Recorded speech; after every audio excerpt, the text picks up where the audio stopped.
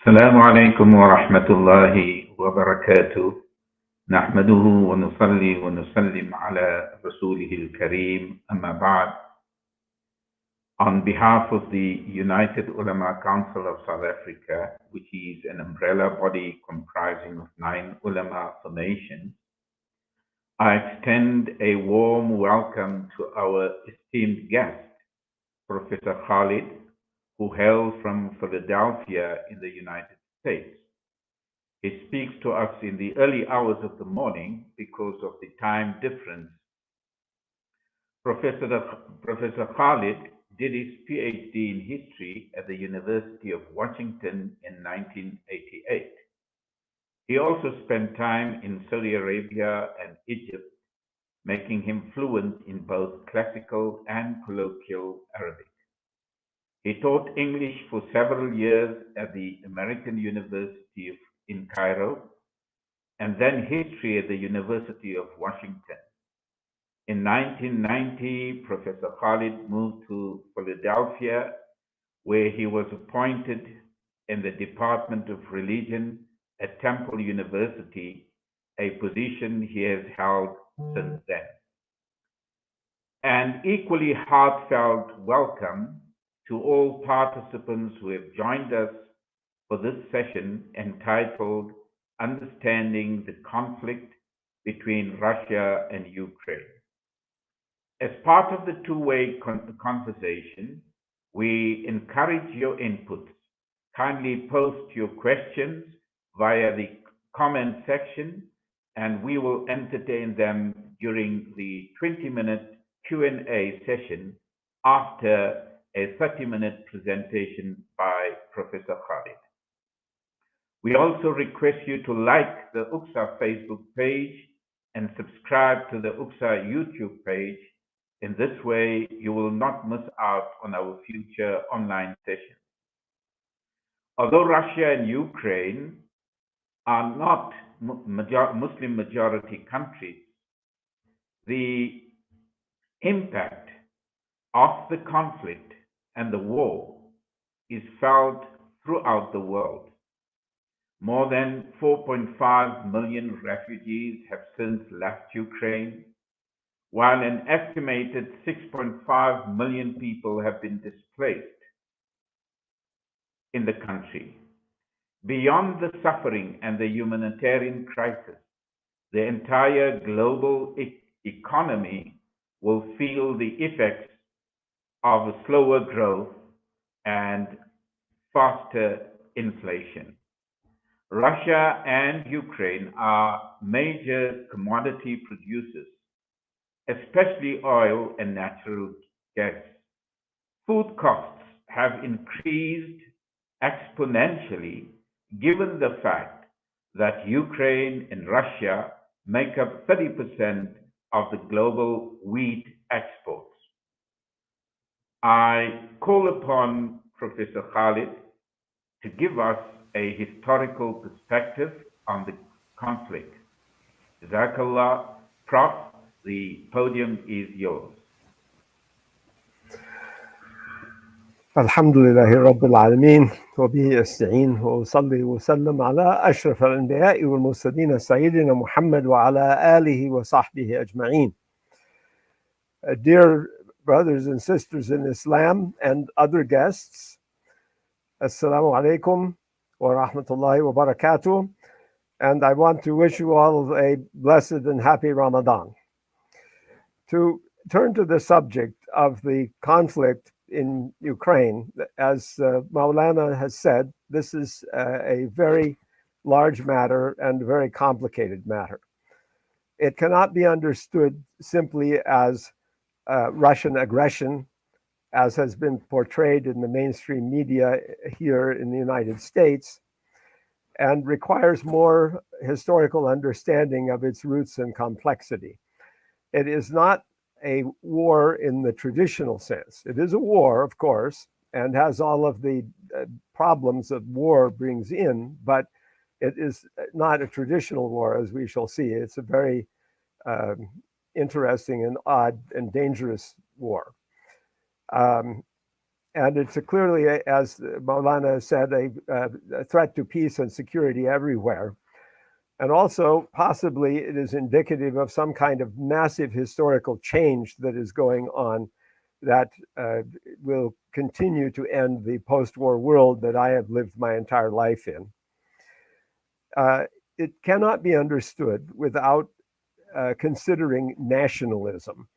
And I don't want here to talk extensively about nationalism as a thing, but nationalism is a divisive ideology which is very prevalent in the world. Everyone identifies themselves today as belonging to this or that nationality, or else they are a submerged nationality that is under some other state, which it puts them in a position of inferiority. And there is nothing worse than being a stateless person who has no nationality at all. So the idea of nationality, nation states, and so on is something we will be considering as part of the background here, but I'm going to skip over detailing that. And with nationalism, there comes something which we could call nationalist logic, which is that people who espouse nationalism, support it, and the states that support nationalism, of course, and the governments of all the states support nationalism, usually think in terms of nationalist logic, which includes ideas of historical claims to borders and demography and what the demographic balance in a particular place is, and so on. So in order to illustrate this with regard to the Ukraine conflict, I would show a few slides. So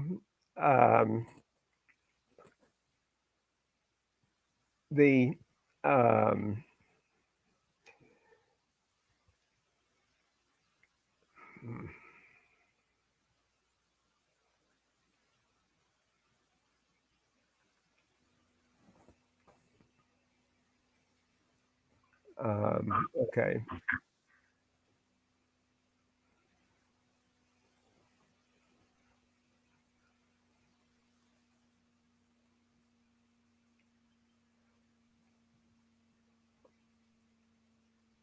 All right, I need to move to the next slide.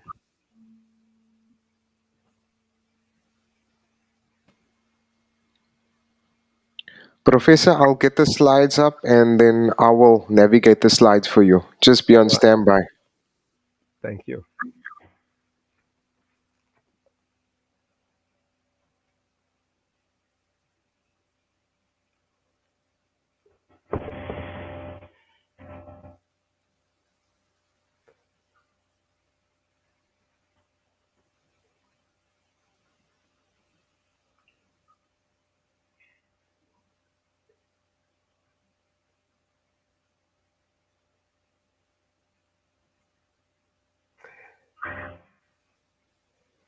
So anyway,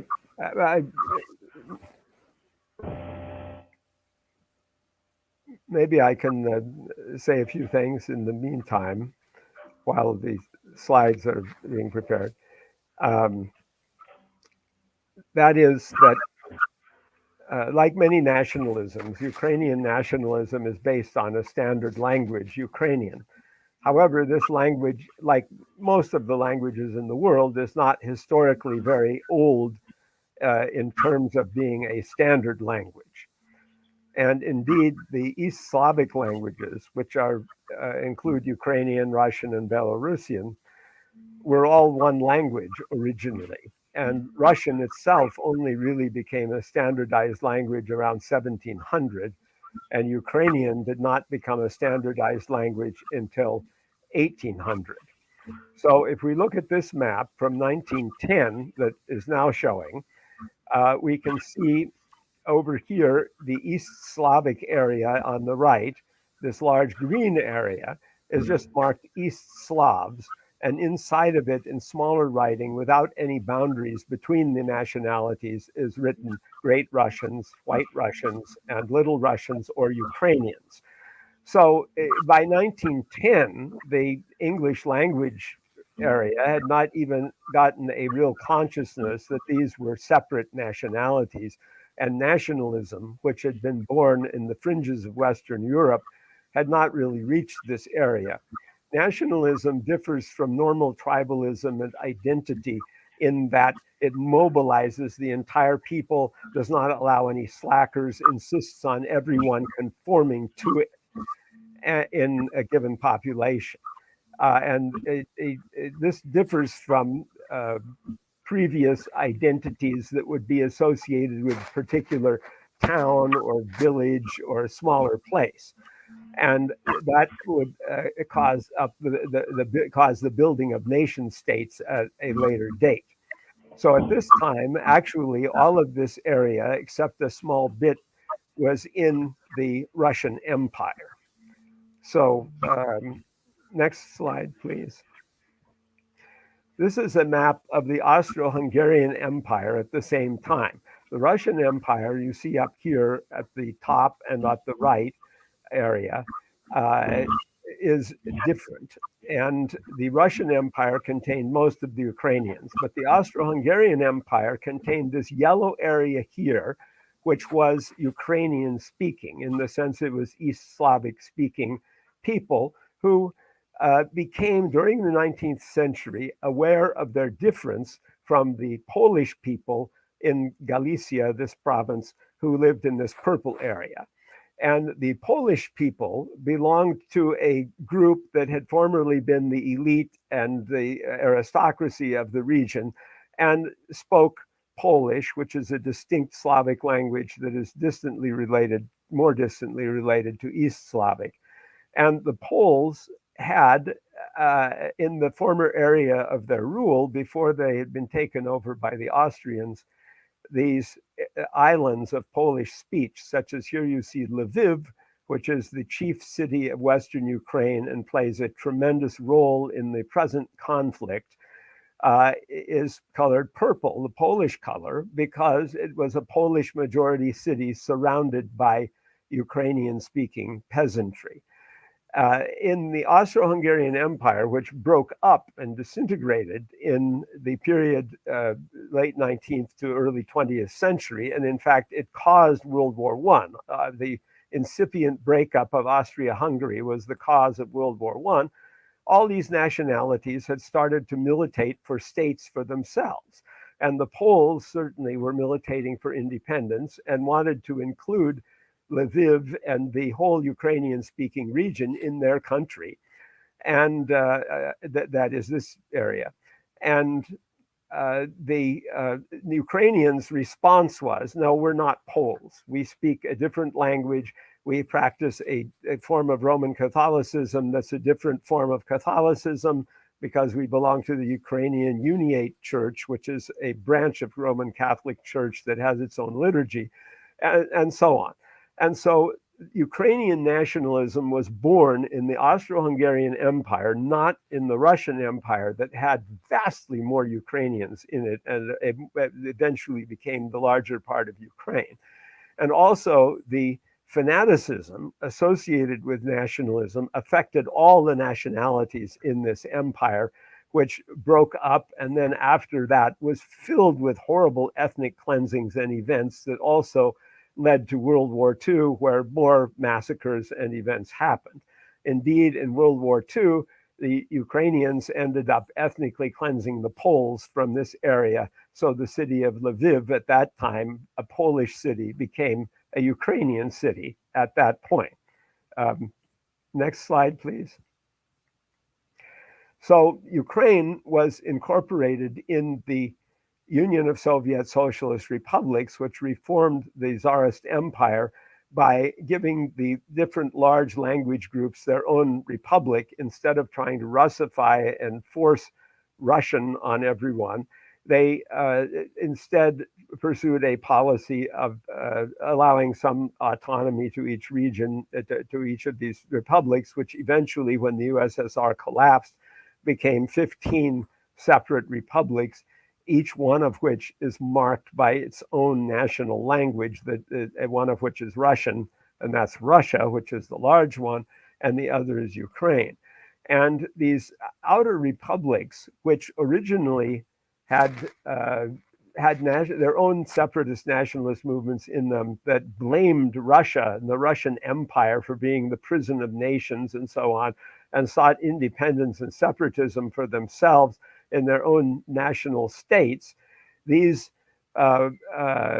countries all continued to blame Russia after the Soviet Union collapsed, even though Russia itself was also a successor state, and the present-day Russians had nothing to do with the earlier oppressions of people. Indeed, the USSR, the Soviet Union, was created by Lenin, who was only partially a Russian person. He was partly, he was of course partly German and partly Kalmuk. And Stalin, who was a Georgian, and weren't even Russians, who were the leaders of this movement. And the Russians had been quite displaced from power for a while there. Next slide, please. This map, which is very illustrative, shows how the present day boundaries of official boundaries of Ukraine came into existence. The green area shows what Ukraine was in 1922 as a Soviet republic. Meanwhile, the area we spoke of that was in the Austro-Hungarian Empire, that's this area below this boundary and west of this boundary in this small area here, that was the Western Ukraine, which had been conquered by Poland. So Poland now included up to here in this area, and Poland had conquered then part of Ukraine and annexed it. And in the interwar period between World War I and World War II, that area was part of Poland. The pink area was part of Czechoslovakia, the brown areas were part of Romania, and the other part was part of the Soviet Union. The purple area here, Crimea, that being about 70% Russian, was part of the Russian Federation, of the Russian Federated Republic inside the Soviet Union, not part of Ukraine until 1954, when it was gifted by the Communist Party leader Khrushchev to Ukraine in an administrative move that at the time didn't seem to make any difference to anybody. Crimea was also the location of the sole Muslim population in the Ukraine, well, the main Muslim population in the Ukraine at that time, who were the Crimean Tatars. They were expelled to Kazakhstan and other places in 1944 by Stalin, and were not allowed to return to Crimea until around 1989, when the Soviet Union was collapsing. And today they constitute about 1/8 of the population of Crimea. So the majority population there today is Russian. And of course, this whole area had been colonized by Russian settlers when there was not really a difference between Ukrainian and Russian in the first place, the whole area of southern Ukraine and Crimea, and that will be important. Now, the boundary over here is very important between Poland and the Soviet Union, because this former area over here was Roman Catholic and the rest was Orthodox.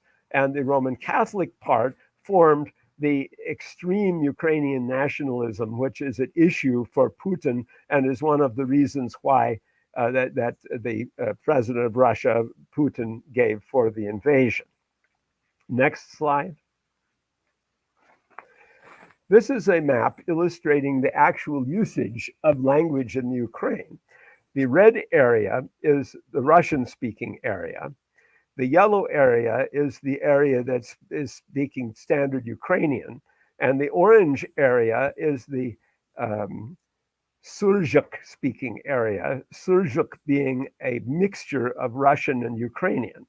So in other words, you have a language continuum where the language of Ukrainian gradually fades out into Russian as you go east, and all of the dots and spots are made to show that the languages are very mixed here. The people of Ukraine generally all know the Russian language, and they generally also know the Ukrainian language. But the language that they actually speak is Russian in many cases. And this battle of the two languages is the main issue here. Ukrainian, of course, never was the sole language of this area. And under the Soviet Union, the Soviet Union did encourage the spread of Russian at the expense of Ukrainian, as Russian was used for the language of university instruction and so on. And this is a sore point for the Ukrainians in the West, those Catholic Ukrainians that were formerly in Poland and in Austria-Hungary. So this is a major part of the problem. Next slide, please. This map illustrates how in the independence period, the areas that are mostly Russian-speaking that are colored darker here, several of these oblasts or provinces that have these little purple or pink flags over them adopted Russian as a regional language, meaning they wanted Russian to be official alongside of Ukrainian, whereas the other areas did not want to do that. So this indicates the area that was in which the Russian language was in use and the most sympathy for that existed. Next slide, please. The country of Ukraine has been split like this in almost all of its elections. And here you see the infamous election of 2004, where Yanukovych actually beat Yushchenko, and yet he was displaced by a movement of Yushchenko supporters that got Yushchenko installed in office instead in 2005. And the vote overall was fairly close because Ukraine is split into these two areas. And Yanukovych was from Donetsk, which is the area here that where he received 96% of the vote. And Yushchenko, as you can see, was popular, especially in the former Catholic area in the far west that were completely rejecting of Yanukovych. So there was this extreme opposition between these two halves of Ukraine. Next slide, please. This is the 2010 presidential election, which was also won by Yanukovych, in which Yanukovych was able to take office for 4 years before being displaced in a coup that was orchestrated by his opponents from Western Ukraine specifically, and also, of course, with the connivance of the United States and the infamous American State Department official Victoria Nuland, whose statements, including some of them with foul language, became well known because of some of her conversations being revealed afterwards, where she even appointed ministers in the government of Ukraine, illustrating that there was also the United States utilizing the movement of the Western Ukrainians in order to try to get at the Russian, pro-Russian faction in Ukraine. And so this map shows especially high support for Yanukovych in his own province of Donetsk, and also in Luhansk, the other province in the far east here, as well as in Crimea, and so on. And it's again reflects this split in Ukraine. Next slide, please. So after the coup of 2014, the other provinces, the Russian-speaking provinces in the eastern and southern Ukraine kind of revolted. And Russia at this time annexed Crimea, which had been an autonomous republic and where Ukraine had intended to end its autonomy and tried to do so. And so it joined Russia instead.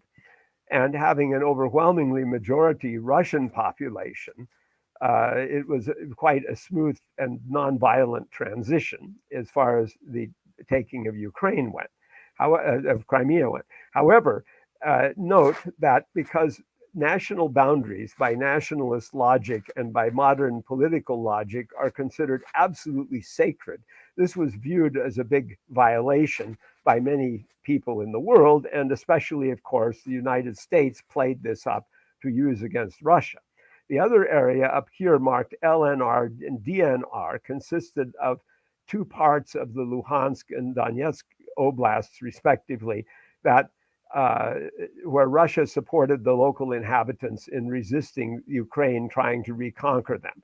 So there became a ceasefire line here from about 2015, which has frequently been violated. And one of the occasions of the war was the Ukrainians increasing the violation of the ceasefire line by bombarding the Russian populated areas that had been in revolt against the Ukrainian government. And that was happening earlier this year and was part of the background of the beginning of the Russian invasion. Next slide, please. This is an illustration of the Azov battalion troops with the Nazi flag and Hitler's salute. Because of their animosity toward Russia and toward the former Soviet Union, the Western Ukrainians from around Lviv, in their nationalism, cultivate a respect for Adolf Hitler and so on, which Putin has pointed out and tried to exploit, and which the Western media generally try to cover up because of the conventional wisdom in the West that nothing is worse than Nazism and Hitler, that Hitler and Nazism are used as terms to demonize anyone and so on. So naturally, they want to separate this from that and to not make the Western Ukrainians seem to be like Nazis. Of course, they are Ukrainian nationalists. They're not German Nazis. That does have to be said. That said, they are completely against some groups and people who want to put restrictions on people celebrating Hitler. Next slide, please. This shows the election results of 2019, where Zelensky, the current president of Ukraine, he's in the green area. So he's from the central area here. He is was actually a candidate who wanted to find a peace with Russia. But once he was in power, the Western Ukrainians would not let him do that. And in this election, also, you see that Boyko, the candidate of the opposition, which was pro-Russian, received most of the votes in this area, even though this area where the question mark is had already separated. So that indicated continuing separatist support there. Next slide, please. And this is the actual invasion situation as of the latest map I could find on April 6th. And it shows the Russian invasion has been very underwhelming. Crimea had already been annexed to Russia. This Donetsk area here was already defended before the invasion. So those were not taken over during the invasion. The invasion entirely occurred where all these arrows were. Originally, the Russians came and briefly surrounded Kiev, the capital city here, and then withdrew from that area. This is used to try to claim that the Russian invasion is a failure, but that's not certain because what exactly Russia's aims are is uncertain. And the idea that Russia could go in, simply occupy the areas here illustrated and sit on them and then do nothing means the ball is back in Ukraine's court to do something. So that might rather be the Russian strategy. Certainly, the Russians committed very small forces, maybe a quarter of their army only, or something like that. Nothing like the forces that were in this area in World War II on both sides. And there's no possibility that they actually intended to conquer the whole country of Ukraine by military force. That's out of the question. Rather, they wanted to get Ukraine to have a pliable government. Whether it was a wise move on their part, that's another matter entirely. Next slide, please. Okay, so now we'll talk about other things. So Russia's concern in the Ukraine has been mainly the issue of the NATO alliance under the United States possibly placing nuclear weapons in Ukraine that would be very short distance from Moscow and other Russian cities and would greatly heighten the danger of nuclear war. And in the same way that the United States made it a vital issue in 1962 to keep Russian or Soviet missiles out of Cuba in the Cuban Missile Crisis, it's the same type of crisis, actually. Now, to get to the point, the whole thing is very simple. It's just like this. The United States, since World War II, has followed a policy of trying to establish full spectrum dominance, meaning complete control of everything in the planet Earth. This was brought out during the George W. Bush administration by the neocons, who in the 1990s had the project for the new American century and this idea of establishing full spectrum dominance.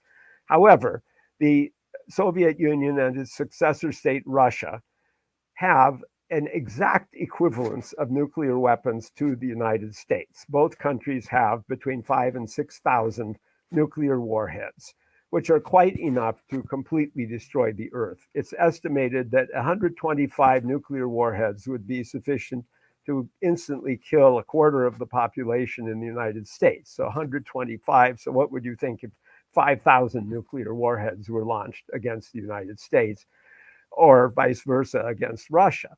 It would be complete annihilation and complete destruction.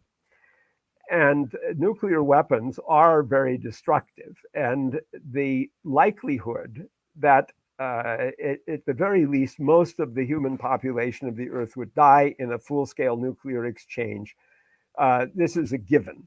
And it is possible, interesting for people in South Africa, that the Southern Hemisphere might fare better and might even be able to keep organized states in such a case, although there would be a lot of famine and population loss.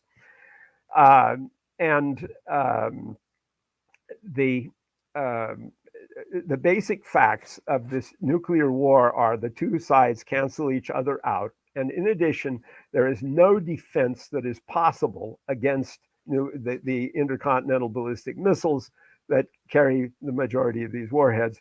And consequently, the United States is open, and Russia are open to nuclear annihilation every day and every night. And this has been a fact of my life since I was born in 1949 down to the present. When the Soviet Union obtained the atomic bomb in 1949, the year of my birth, that was an event that was almost as important as the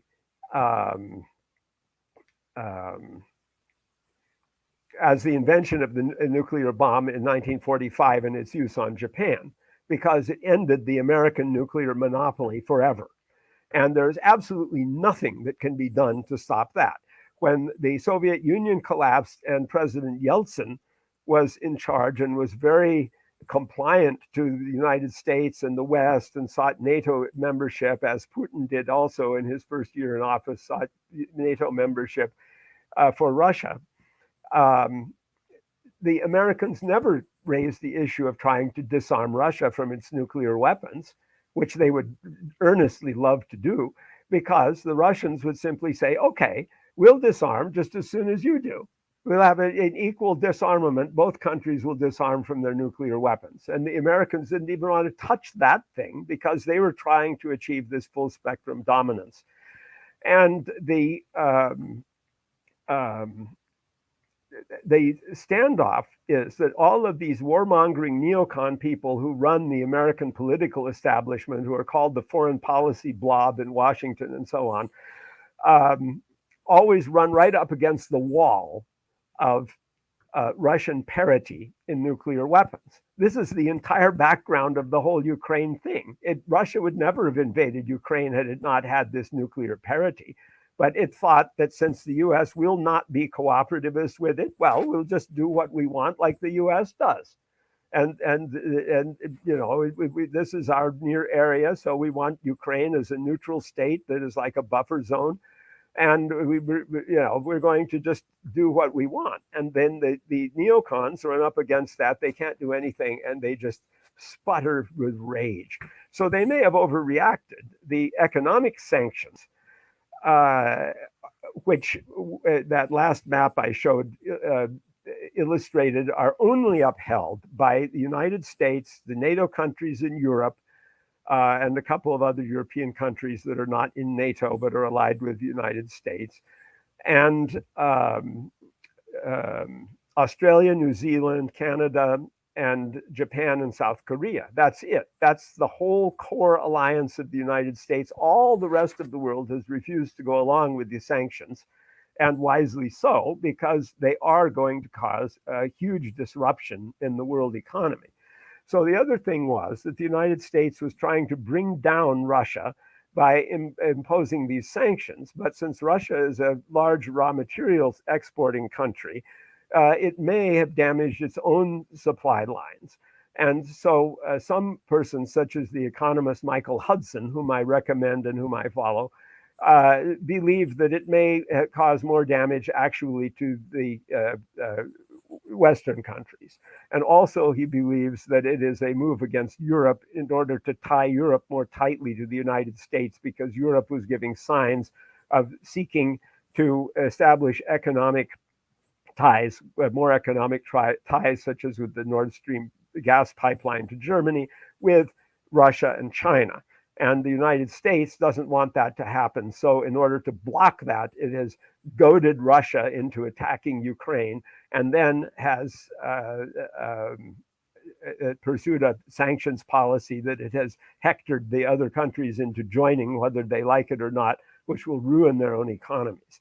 So the big loser here is likely to be Western Europe or Europe, and the other losers could be the poor countries in the world, which may suffer famine because of the sanctions. So it's actually a very catastrophic, very dangerous situation. And of course, where the warmongering extremists who want to dominate the planet in the United States cannot get their way with the nuclear weapons around, that would create a very dangerous situation indeed. So everyone ought to be encouraging negotiations and not demonizing Russia, even if Russia is in error even if Russia is labeled an aggressor, even if it is labeled an imperialist state, although its imperialism, if so, does not equal US imperialism, obviously. But even in all of those cases, there has to be, in the end, a compromise solution, or else the world is going to eventually face something like a nuclear war and economic breakdown at the very least. Thank you all for listening. Thanks, Professor, for that very enlightening and insightful overview of the conflict. What, in your view, would be the long-term geopolitical impact of this conflict? Well, what is said that to be likely to happen is that the world is going to split into two blocks. because the United States has confiscated the money of Russia, and as it previously confiscated the reserves and money of Libya, Venezuela, Syria, and Afghanistan, and most recently, as famously because of the Taliban taking over Afghanistan, confiscated the money of Afghanistan that was held in the United States and in the US dollar, it makes the holding of US dollars untrustworthy because it seems the United States could act arbitrarily in any case. And it weakens the idea that anyone should hold dollars. And that is part of the background, of course, of President Putin putting in the demand that people pay for Russian products in rubles. And so we just said, now we'll go to a ruble standard then in our own dealings. And China and Russia have started dealing in yuan, Chinese yuan and Russian rubles between themselves. There's a deal going on also like that between India and Russia. And the United States has tried to block that. And actually, after they were trying to get India to be their ally, they were threatening India and threatening India with sanctions too, as they just sputter in rage at everything. And it's difficult to see how this will play out, but it does look very conflictual. And it does look like the United States is going to, for the time being, push very hard to force a dollar standard on everyone that it can reach. And that, of course, may split the world into two competing economic blocks. It will very badly injure world trade. And it also offers the opportunity for hot war and fighting in different places. And furthermore, there is the likelihood of internal disruptions in many countries as the United States may try to get some class of officials as comprador people to cooperate with it in ruling. The participants are invited to post any questions they may have for Professor. Kindly post your questions and the Professor can then answer your question. Whilst we wait for any question, Prof, is it correct to say that Ukraine is not a sovereign state? No, that's not correct. Ukraine is a sovereign state because it was internationally recognized, and Russia even is not trying to remove its status as a sovereign state, although there is the possibility that Russia might try to move the boundaries of it as a sovereign state. Russia might say that Ukrainian nationalism is illegitimate because the Ukrainians are just a different form of Russians. They were formerly called the Little Russians, as the Russians of Moscow were called the Great Russians in the old days, like on that first map that I showed. But that is not the way nationalism works in the world. If people think they belong to a nationality, they do. And the majority of the people in the Ukraine believe they belong to the Ukrainian nationality, the Ukrainian state, and they do not want that state to be dissolved or to be dismembered. And so therefore, it is as legitimate a sovereign state as any other state. However, there is some unsettlement of its eastern boundaries. And there is the question of whether the Russians maybe would let the Donetsk and Luhansk oblasts that rebelled go back to Ukraine if Ukraine would give some guarantees of autonomy for them. Or on the contrary, maybe Russia has an ambition of annexing those Russian-speaking areas. But it's hard to tell at this point. Because that would be subject to negotiation. However, it would not compromise the overall sovereignty of Ukraine as a country.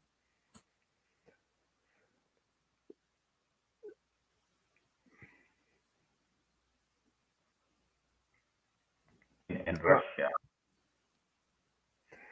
So is this the question about fuel prices? No, I'm talking about the number of Muslims living in Ukraine and in Russia. Yes, thank you.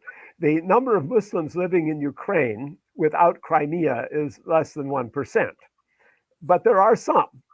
And it's interestingly, in the Donetsk area, apparently about 6% of the population are Muslims.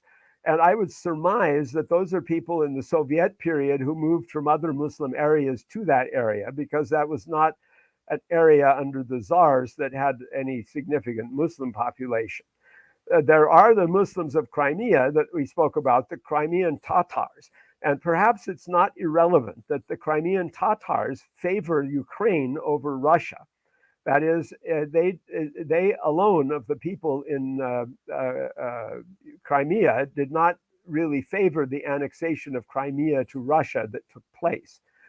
And that's because they may feel that their national interest is, as the Crimean Tatars is more to be served by Ukraine than Russia.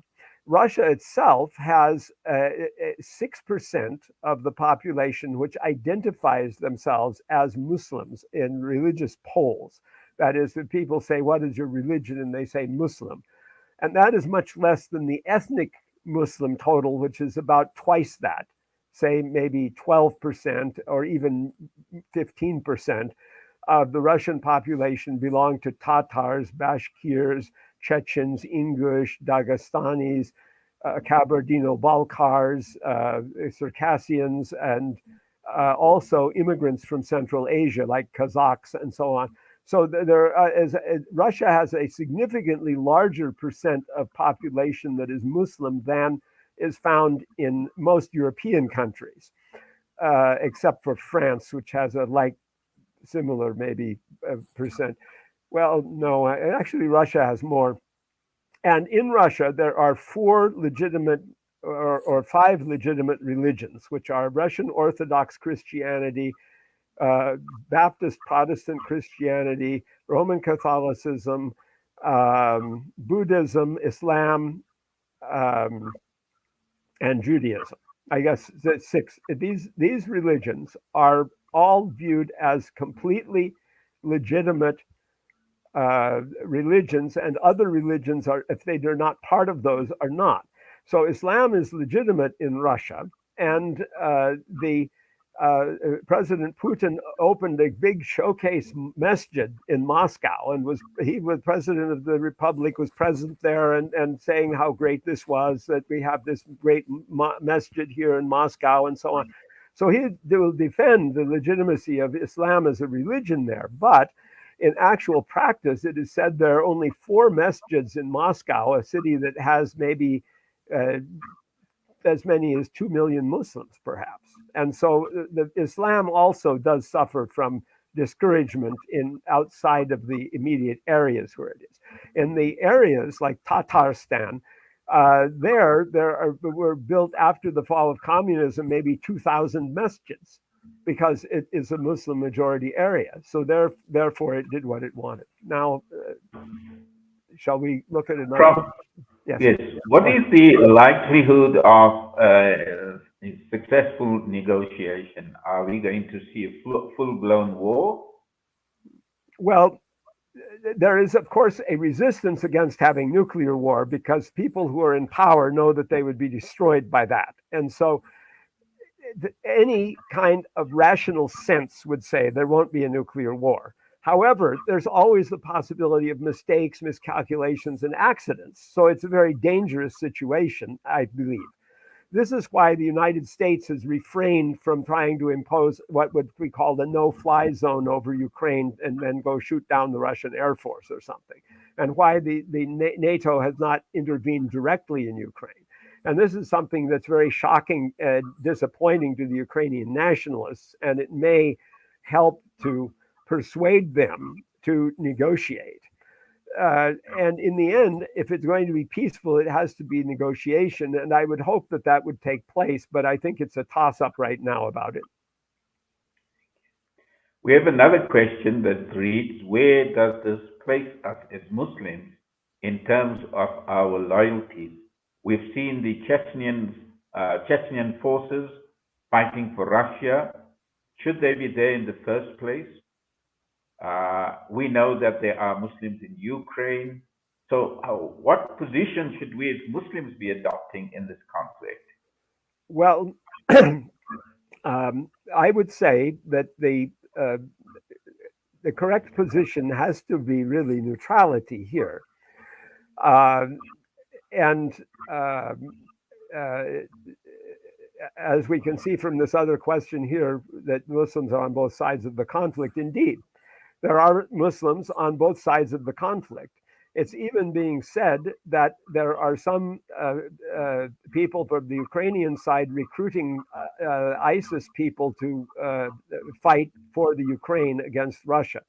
The Chechens, who were sent there by Ramzan Kadyrov, the president of Chechnya, which is an autonomous republic inside of Russia. Well, the Chechens had fought for years in the two Chechen wars for independence and been defeated and conquered. And so Kadyrov is viewed by many of the Chechens as being, not on the side of their nationality. And so the question of, well, these Chechens are Muslims and they're fighting on the Russian side, and so they're subordinate. And the Muslims do not have an iron in this fire from the two sides. And since negotiations and peace are necessary, it is, and for the world and its prosperity and even the survival of many people, it's very important not to encourage either side in their war and their violence. So we do not support the Ukrainian side. We do not support the Russian side either. And even though one might sympathize somewhat with the attempts of Russia, China, and other nation states to be independent of the United States and to resist the American attempt at establishing full spectrum dominance, that doesn't mean, therefore, that we support the Russians' own particular political invasion of Ukraine. That seems to be a destructive thing. And even though the Russians have been quite careful to cause as little damage as possible by not bombarding the Ukrainian cities, not bombarding civilian areas, fighting a house-to-house battle only for the city of Mariupol in Donetsk because of its importance, but otherwise not entering the Ukrainian cities, not destroying the infrastructure, not bombing the railroads, etc. And not trying not to kill civilians, even though about 4,000 civilians were estimated to have been killed. Nevertheless, the damage economically that is done is very severe to Ukraine. There are all these people who have become refugees, which has disrupted their lives. And so we have to also be concerned about that. And Muslims, of course, do have to be concerned about the welfare of everyone in the human race. I mean, we may care for ourselves the most because, it's our shared religion, but also it is our duty, if we are carrying forward a trusteeship over civilization, as stated by Abdurrahman Azam in his book, The Eternal Message of Muhammad, we have also to consider the interests of other people and who are not Muslims as well. And it should be one, Allah loves rifq fil amri kulli. He loves gentleness in all things. So we have to remember this point also when we're talking about this. We have a question that speaks about the fuel prices affected by the war in the area. What about the shortages of raw material and fuel? How will this impact the global economy? This is a very great problem, even though the United States inside of itself probably will be able to weather this storm from its own resources. But as far as the world is concerned, this is a very, very serious problem. Of course, Russia is a major oil producer.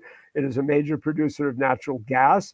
It is certain that fuel prices are going to go up, and they will go up in the United States as well. But here, people spend less of their income on food and on fuel than is the case in many countries because people are better off. And so they will be better able to afford this, even though they will not like it. And in other places, though, this could be very, very serious, very problematic. And those are only some of the resources that are hurt by this. Like Russia is also a major nickel producer. If nickel is interrupted, that is used in some of the small components that are used in digital technology and so on. It could be problematic for manufacturing computers and cell phones and things like that. There is these supply chain disruptions that were already going on, which were already a problem in world capitalism before the invasion took place, are likely to be worsened by this situation, and especially were the United States to try to impose further restrictions and further sanctions and so on various other countries, that would be very problematic.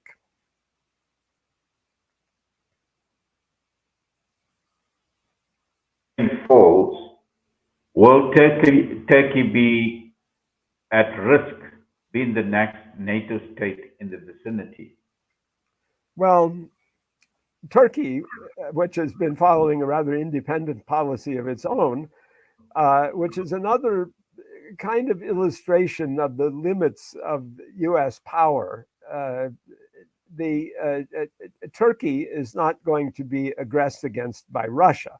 Turkey does not have any boundary with Russia now. Between Russia and Turkey lies Georgia, for example, and on the one side, and on the other side, Bulgaria, Romania, Ukraine. This is more a matter over the settling of differences between Ukraine and Russia, and settling this, what now has to be termed an ethnic boundary between Ukrainian and Russian that never existed before in the eastern Ukraine, and to see how that will play out. And it's definitely not the case that Russia wants to have a greater degree of aggression or expansion of its own territory, because Russia has a population of 145 million, and it has about 11% of the world's land area. It's a huge, huge country full of resources and very tiny population.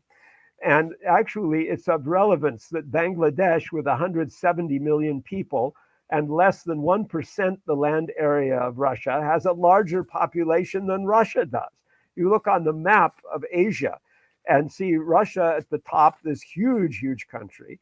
And Bangladesh is very small. You have to really look to see it there. It has this large population, bigger than Russia's. And if it is the case that global warming causes some tropical areas to become less habitable, and the countries that will become more habitable will be limited mainly to Canada and Russia, because they have all those cold areas of tundra and northern boreal forest that are uninhabitable today. These countries, Russia and Canada, may face massive immigrations of people, and Russia could be very well worried about that. So Russia is going to have a hard enough time holding on to the territory that it has without thinking of trying to expand elsewhere.